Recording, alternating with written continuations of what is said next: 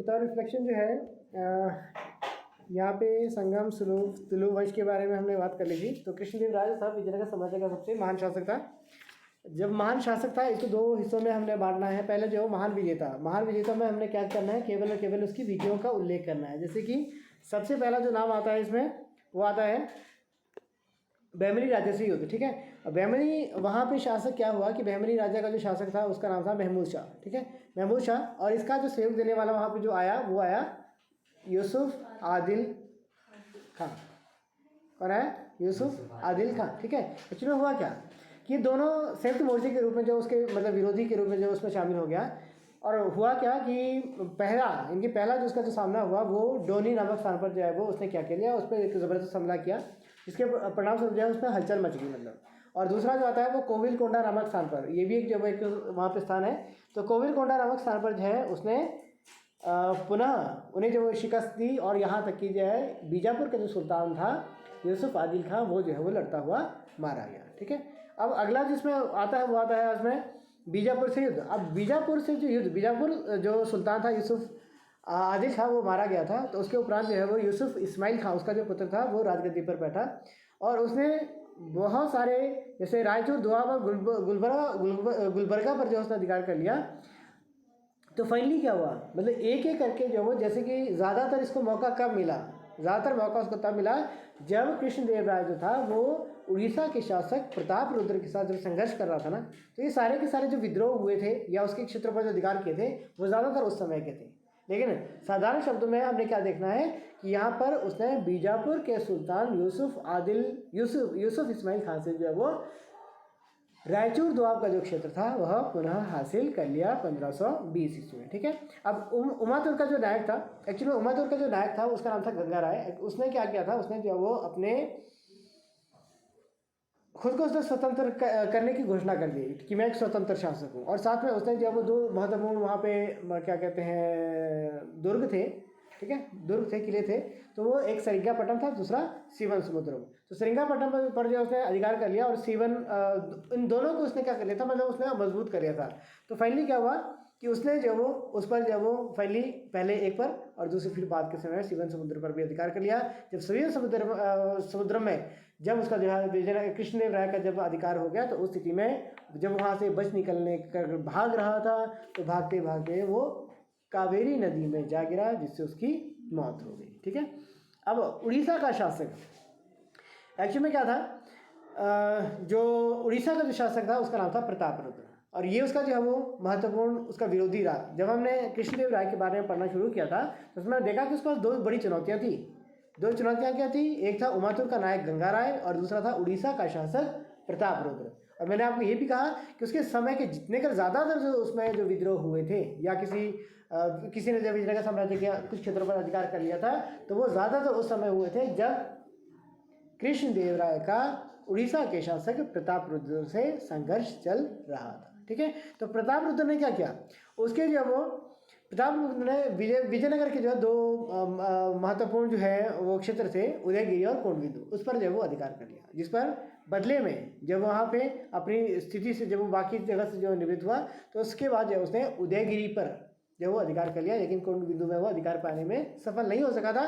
लेकिन अगर इन some words में है, अगर मैं इसको समाप्त करूं, तो उसमें क्या किया कि अंततः उनके बीच में क्या हुआ था, दोनों के बीच में संधि हुई, और उसी संधि के तहत उड़ीसा के शासक प्रताप रुद्र ने अपनी पुत्री का विवाह कृष्णदेव राय से करवा दिया। ठीक है, अब यहाँ पे जो गोलकुंडा है, गोलकुंडा जो है अगर आपको याद होगा कि बहमनी साम्राज्य था वो आगे चल के 1347 ईस्वी में बहमनी साम्राज्य की स्थापना हुई थी। किसने की थी, कब की थी, अभी तो मैंने बोला कब की थी, 1347 में। ठीक है, बहमनी साम्राज्य, इनके विजयनगर साम्राज्य के 11 साल बाद 1347 में बहमनी साम्राज्य की स्थापना हुई। किसने की, हसन गंगू ने। किसने की थी, हसन गंगू ने। उसका पूरा जो नाम था वो था अलाउद्दीन हसन बहमन शाह। तो ये अरबिक उसका जो वो बहमनी साम्राज्य था, लेकिन बाद के समय में यही साम्राज्य 5 विभिन्न राजवंशों में बट गया। उसमें से अहमदनगर की निज़ाम शाही, बीजापुर की आदिल शाही, गोलकुंडा की कुतुब शाही, बरीद शाही और बरार की इमाद शाही।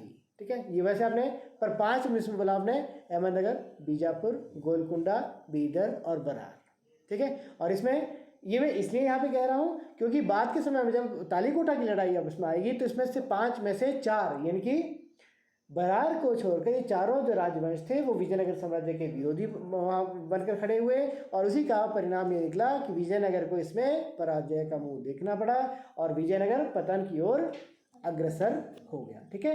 तो यहाँ पर क्या हुआ कि गोलकुंडा का जो वहाँ पे जो कुली कुतुब शाह था इसने क्या कर लिया, जो है वो इसने क्या कर लिया था, जो उसके पंगल और गंटूर नामक क्षेत्रों पर जो उसने अधिकार कर लिया था। तो एक्चुअली में ये बात जो उसके लिए सहन करने योग्य नहीं थी कृष्णदेव राय के लिए।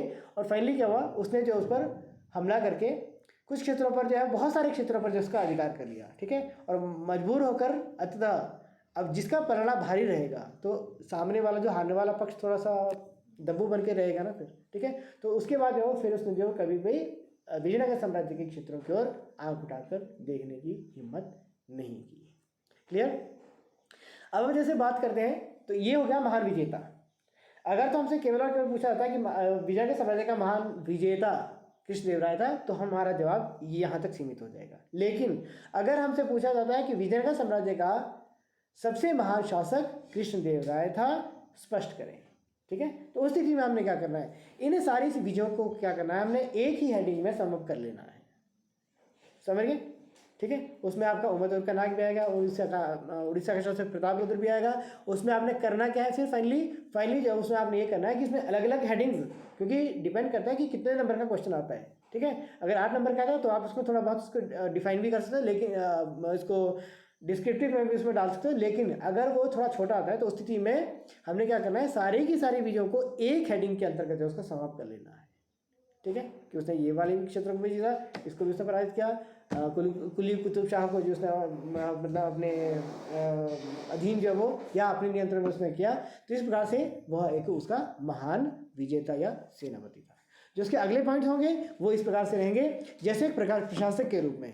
अब दूसरा उसका महत्वपूर्ण जो काम आता है वो आता है कि उसने बतौर एडमिनिस्ट्रेटर या कुशल शासन प्रबंधक के रूप में उसने जो वो बहुत सारा कार्य किया। उसके लिए उसने किया क्या, उसने अपने विशाल साम्राज्य को जो है वो योग्य लोगों के उसने जो हाथों में जो उसने दिया था। उसके साथ में उसने सिंचाई का उसने प्रबंध किया, करों को जो है उसने नरम किया, ठीक है। और कर जो थे वहाँ पे बहुत ही महत्वपूर्ण उसमें समझे जाते हैं, क्योंकि उसकी और विजयनगर साम्राज्य की आय का मुख्य स्रोत ही भूमि राजस्व था। और इसे रया रेखा, जैसे हमारे हाथों में भाग्य रेखा होती है ना, उस आधार पर, क्योंकि सारे का सारा जो मतलब निर्णय होता था, उसका जो विकास निर्भर रहता था वो उसी इनकी भूमि राजस्व पर ही रहा करता था। यहाँ पर आगे चल के जो हम एक बात करेंगे वो हिरिया नहर के बारे में बात करेंगे, कमलपुरम हौज के बारे में बात करेंगे, ठीक है। जो मुख्य तौर पर आपको इस बात की ओर जो है वो इशारा करेगा कि किस प्रकार से उनके द्वारा इस चीज़ को विकसित करने का प्रयास किया गया। ये सारे के सारे जो प्रबंध थे वो कृषि क्षेत्र के विकास के लिए थे, विस्तार के लिए थे। और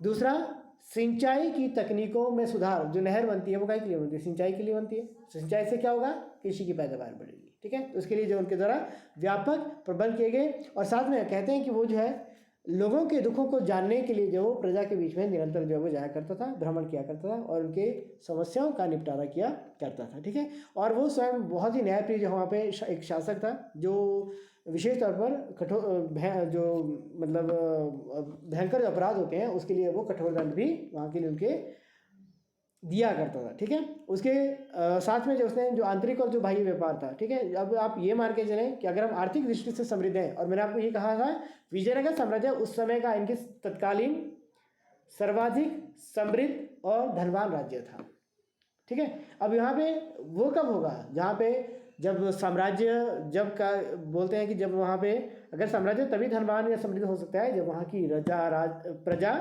और वहाँ का राजा समृद्ध होगा, ठीक है। तो निश्चित तौर पर यहाँ पे क्या हुआ, और ये संभव कब होगा, जब वहाँ पे व्यापार समृद्ध होगा, ठीक है। व्यापारिक उत्थान के बिना जो वो सारी की सारी चीज़ें संभव नहीं होती। अगर आपको याद होगा कि हमने यहाँ इससे पहले भी हमने बात की थी, तो वहाँ पे हमने देखा था कि वहाँ पे जो वो क्या कहते हैं चोल, धबोल और गोवा, ये महत्वपूर्ण बंदरगाहें। और बंदरगाहें किस चीज़ को जो है मतलब एक प्रकार से किस ओर इशारा करती हैं, व्यापार के लिए, बाह्य व्यापार के लिए, ठीक है। और एक क्योंकि वो एक सबसे महान शासक था ना, तो उसने इसको आप अलग पॉइंट भी दे सकते हो, क्योंकि उसने क्या किया था, वो हिंदू सूरत राणा कहलाते थे। वहाँ के जो शासक थे वो अपने आप को हिंदू धर्म के लिए मानते थे, हिंदू सूरत राणा की उपाधि धारण करते थे। और साथ में वो खुद तो हिंदू धर्म का अनुयायी था, और जब भी कोई महान शासक रहता है उसकी एक बहुत बड़ी विशेषता रहती है कि वो चाहे अपने किसी भी धर्म का अनुयायी हो, लेकिन अन्य धर्मों के प्रति वो कैसा रहता है, सहनशील रहता है। कैसा रहता है, सहनशील रहता है, ठीक है। और इसके अलावा जो है वो मतलब शायद ही कोई ऐसा मंदिर, शायद ही कोई ऐसा व्यक्ति जो उसके दरबार में आया हो और खाली हाथ गया हो, ऐसा जो है सुनने में नहीं आता। उसके साथ उसे जो है यवन राज्य की स्थापना करने वाला आता है। और आपको याद होगा कि दुआरते बारबोसा के बारे में हमने यहाँ पे बात की थी, तो दुआरते बारबोसा जो है वो भी जो है उसके काल का आने वाला एक प्रसिद्ध यात्री था। अब इसके बाद जब हम बात करते हैं कला और साहित्य का, जो वो एक संरक्षक भी था, तो उसमें क्या किया, उसने विशाल महल और उसने उसके द्वारा मंदिर बनाए गए, ठीक है। विशाल महल और मंदिर बनाए गए, क्योंकि उसके मंदिर, उसके महल को देख के जो है लोग आश्चर्यचकित रह जाते हैं। और उसके बाद जैसे कि उसने हजाराराम मंदिर है, विठल स्वामी मंदिर है, और विरूपाक्ष मंदिर को बनाने में उसके द्वारा जो कंट्रीब्यूशन है वो निश्चित तौर पर जो है उसके दानी स्वभाव का और कला और साहित्य के प्रति उसके प्रेम का जो वो एक सर्वोत्तम उदाहरण है। आपको याद होगा कि उसने क्या किया था, उसने स्थापत्य कला बोलते हैं हम, स्थापत्य कला होती है जिसे भवन निर्माण कला इत्यादि जो होती है, या नगरों का बसाना होता है, वो क्या होता है, स्थापत्य कला कहलाती है। तो उसने अपनी माँ नागला देवी के नाम पर एक सुंदर नगर वहाँ पे बसाया था, उसका नाम था नागलपुरम। उसने कला, इनकी कलाकारों और विद्वानों को जो है अपने दरबार में संरक्षण प्रदान किया था। वो स्वयं भी एक उत्तम दर्जे का जो है वो विद्वान था, ठीक है। और वो उसने जो है वो, आपको याद होगा कि वो संस्कृत और तेलुगु का बहुत अच्छा जो है वो ज्ञाता था। उसने तेलुगु भाषा में एक ग्रंथ की रचना की थी, वह था अमुक्त मलयाद, और दूसरा था संस्कृत भाषा में जामवंती कल्याणम, ठीक है। और इसके बाद जो है उसने उन मंदिरों में जो है वो जो दक्षिण भारत में, जैसे कि हमने यहाँ पे बात की थी ना, मैंने सांची के स्तूप में, सांची के स्तूप में जो बड़े बड़े दरवाजे बने थे ना, उनको क्या कहते थे, तोरण कहते थे। यहाँ पर विशाल जो दरवाजे जो कहलाए, उन्हें जो है वो गोपुरम के नाम से जाना जाता था। क्या नाम था, गोपुरम के नाम से जाना जाता था। विशाल और भव्य ये द्वार हुआ करते थे, ठीक है। इसके बाद जो है वो कहते हैं कि इसके बाद जो है एक यात्री था, पुर्तगाली यात्री डोमिंगो पेस, उसका जो है वो भी उसके काल में जो है वो रहा था, ठीक है। उसके बाद जो है अब हम ये बात करते हैं, ये तो हो गया अगर जो हमसे ये सवाल पूछा गया था कि कृष्णदेव राय विजयनगर साम्राज्य का एक महान शासक था, तो उस स्थिति में हमारा जवाब इस प्रकार से रहेगा, जिसमें पहला जो पॉइंट रहेगा वो आपका उसकी विजय रहेगी, सेकंड जो इसमें कुशल शासन प्रबंध रहेगा, तीसरा जिसमें रहेगा कला साहित्य का संरक्षक रहेगा, और चौथा इसमें जो आप पॉइंट इसमें दे सकते हैं कि उसके द्वारा धार्मिक सहनशील वो वहाँ पे था, क्योंकि हमने देखा कि वो खुद जो है वो क्या, कौन से धर्म का अनुयायी था, हिंदू धर्म का अनुयायी था, लेकिन अन्य धर्मों के लिए वो हमेशा कैसा रहा था, सहनशील रहा था, ठीक है। अब इसके बाद जो है वो हम बात करते हैं उसके उत्तराधिकारियों के बारे में। तो उत्तराधिकारियों में क्या हुआ कि उसके जो है वो दो महत्वपूर्ण जो है उत्तराधिकारी यहाँ पे माने गए हैं। पहला जो इसमें आता है अच्युत राय और दूसरा आता है सदाशिव राय, ठीक है। लेकिन ये दोनों के दोनों जो है वो ज़्यादा योग्य, अपने पिता की भांति या अपने जो पूर्वज थे उनकी भांति जो वो ये वीर और साहसी नहीं थे। और हालांकि इनने एक लंबे समय, जैसे अच्युत राय ने 1529 से 42 तक जो शासन किया, और 1542 से 1570 तक जो सदाशिव राय ने किया। सदाशिव राय एक कमज़ोर शासक था, और उसका एक क्या कहते हैं प्रधानमंत्री था, उसका नाम था राम राय, ठीक है। क्या नाम था उसका, राम राय। तो राम राय ने क्या कर दिया था इस समय, कहते हैं कि उसने, क्योंकि सारी की सारी शक्तियाँ वही उपयोग कर रहा था, तो इसलिए उसने जो वो बहुत सारी नीतियाँ ऐसी बनाई और बहुत सारे कार्य ऐसे किया जिसके परिणाम स्वरूप मुसलमान लोग उससे बहुत ज़्यादा नाराज़ हो गए, और उसी नाराज़गी के परिणाम स्वरूप जो फाइनली क्या हुआ कि लोगों ने जो उसे